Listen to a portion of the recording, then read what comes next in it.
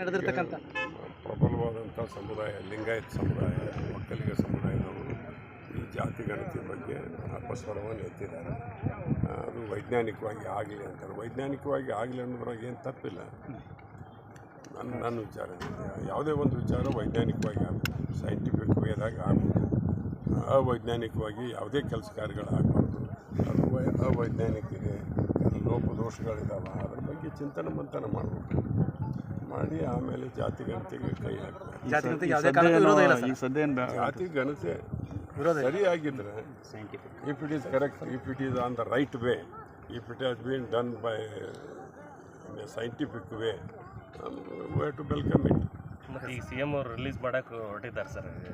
ಒಂದು ಕಡೆ ವೀರಶೈವ ಮಹಾಸಭಾದವರು ವಿರೋಧ ಮಾಡ್ತಾರೆ, ಒಕ್ಕಲಿಗರು ಅಲ್ಲ. ವೀರಶೈವ ಮಹಾಸಭಾದವರು, ಒಕ್ಕಲಿಗರು ಈ ಕರ್ನಾಟಕ ರಾಜ್ಯದಲ್ಲಿ ಎರಡು ಪ್ರಬಲ ಸಮುದಾಯಗಳು, ಲಿಂಗಾಯತ ಮತ್ತು ಒಕ್ಕಲಿಗ ಸಮುದಾಯಗಳು. ಅವರು ಇದಕ್ಕೆ ಅಪಸ್ವರ ಎತ್ತಿದ್ದಾರೆ. ನಾನು ನಿಮ್ಮ ಮಾಧ್ಯಮದ ಮುಖಾಂತರ ನೋಡ್ಕೊಂಡದ್ದು. ಅಂಥ ಸಂದರ್ಭದಲ್ಲಿ ಸ್ವಲ್ಪ ಯೋಚನೆ ಮಾಡೋದು ಸೂಕ್ತ. ಹೈಕಮಾಂಡ್ ಅವರು ಗ್ರೀನ್ ಸಿಗ್ನಲ್ ಸಿಕ್ತು ಅನ್ನಂಗೆ ಅದು ಶಿವಕುಮಾರ್ ಅವರಿಗೆ ನಿನ್ನೆ ಹೇಳಿದ್ದು ಸೈಲೆಂಟ್ ಆಗಿಬಿಟ್ಟಿದ್ದಾರೆ. ಹೈಕಮಾಂಡದಲ್ಲಿ ಇಲ್ಲ, ಲೋಕಮಾಂಡದಲ್ಲಿ ಇಲ್ಲ. ಅಲ್ಲ, ಅವರಿಗೆ ಅಲ್ಟಿಮೇಟ್ಲಿ ನಾನು ಹೇಳಿದ್ದಲ್ಲಿ ನಮ್ಮ ಪಕ್ಷದ ವರಿಷ್ಠರು ತೆಗೆದುಕೊಳ್ಳುವಂಥ ನಿರ್ಣಯಕ್ಕೆ ಅನುಗುಣವಾಗಿ ಅದಕ್ಕೆ ರಾಜ್ಯದಲ್ಲಿ ರಾಜಕಾರಣ ಬದಲಾವಣೆ.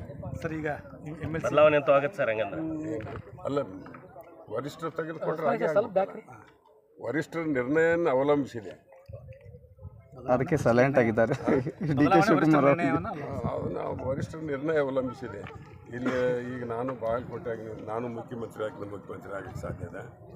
ವರಿಷ್ಠರ ನಿರ್ಣಯ ಕೈಕೊಂಡ್ರೆ ಈಗ ನಿಮ್ಮ ಬಗ್ಗೆನ ನಿರ್ಣಯ ಕೈಕೊಂಡು ನೀವು ಮುಖ್ಯಮಂತ್ರಿ ಆಗ್ತೀರಿ.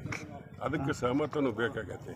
ಶಾಸಕಾಂಗ ಪಕ್ಷದಲ್ಲಿ ಸಹಮತ ಬೇಕು. ನಾಯಕನ ಆಯ್ಕೆಯಲ್ಲಿ ಸಹಮತ ಇರಬೇಕು. ಆಮೇಲೆ ವರಿಷ್ಠರ ಕೊನೆ ಮುದ್ರೆ ಬೀಳಬೇಕು. ಅವಾಗ ಹಾಗೆ ಈಗ ಕಳೆದ ಬಾರಿ